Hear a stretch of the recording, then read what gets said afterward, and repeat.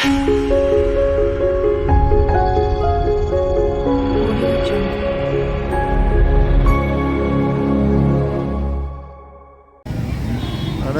chơi bây giờ một chân con để tôi nhảy đền chúa nè, đấy một chân con xin để tôi nhảy đền chúa nó nè, nàng tôi chống cớ, sau đó xin tôi chân con thế này,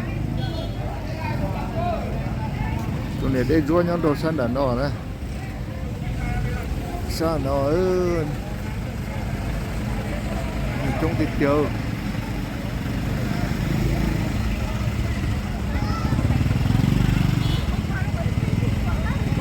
Bên đó á,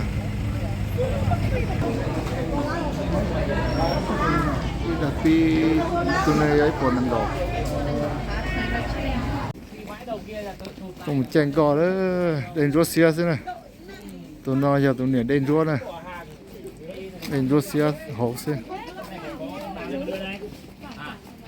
còn một chai chén cò bên đó đây, nằm mà trong rồi.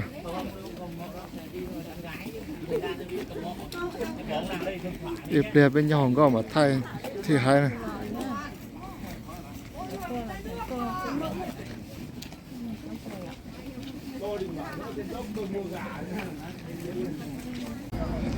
Chơi giống con nó này. Mình chơi con để lên chúa đó bé. Nó lò đi cái khu này chỉ nó bên hồ trên có thể cây chúa nè.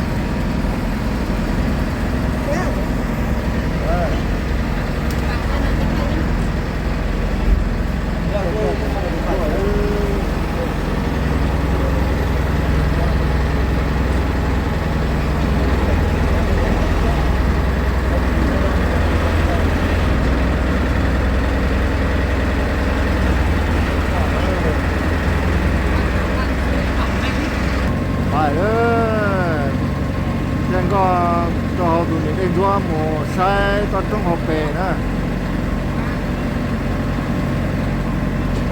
trong hộp bể một gì sai trong sai hạ đó thì có sự cũng là mong thực chế nó số này, có lúc chế nó có số.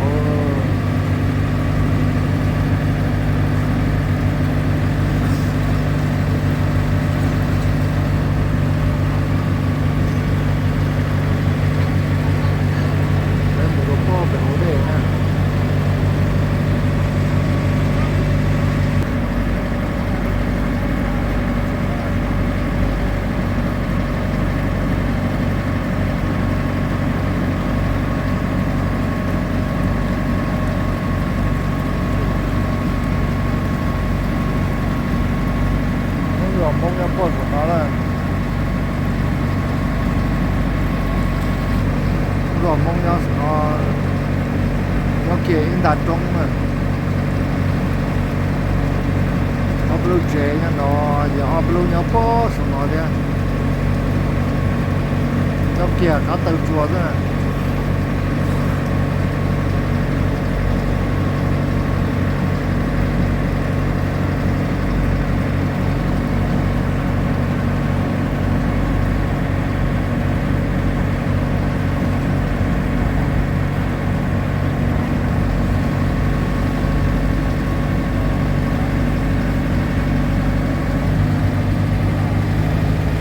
Russia đó tao đâu rồi đây chúa này, Russia một hồ xì nữa chỉ mua kinh nghiệm này,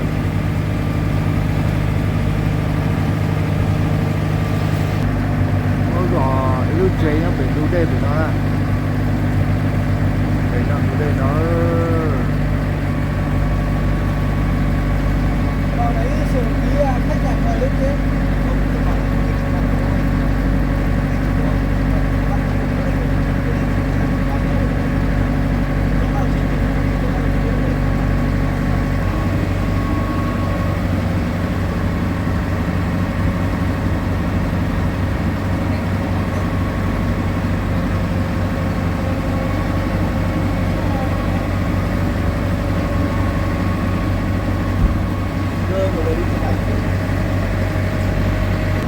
chế mong nhỏ từ đây nè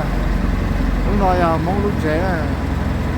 người ta tỏ tới khi nhớ này là chỉ cho ba lô số mong chế mong nhỏ là từ đây cái bó rồi cái to trông nó nữa ta tỏ tới chỉ số để mới cho nên có trouble rồi cũng là nó so nó mò nó nha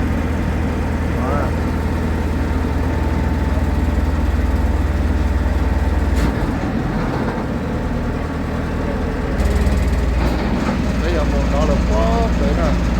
ra kia kia chuông này có cái này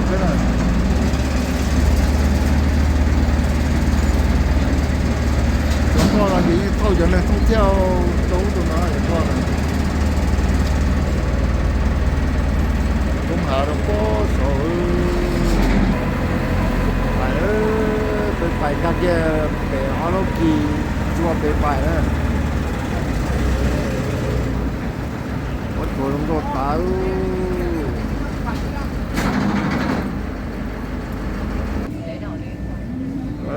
mình đồ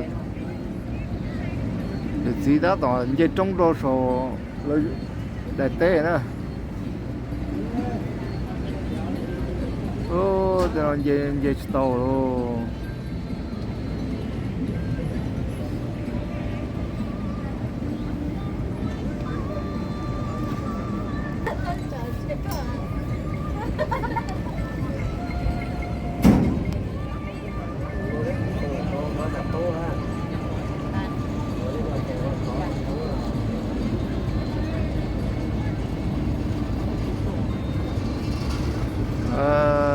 thì nó nhóc bỏ xuống nó như trong sát đó rồi so nữa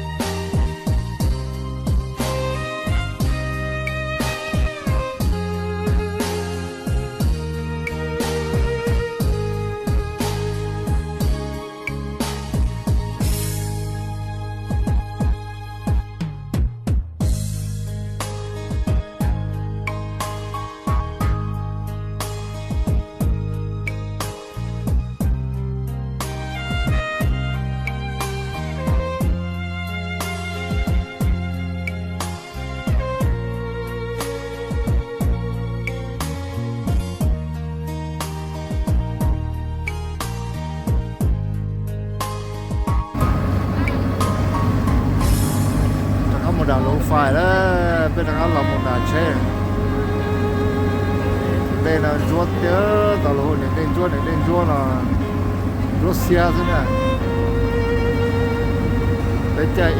là gì bóp để hồi bên đó lò nữa cá lò đồ đàn xe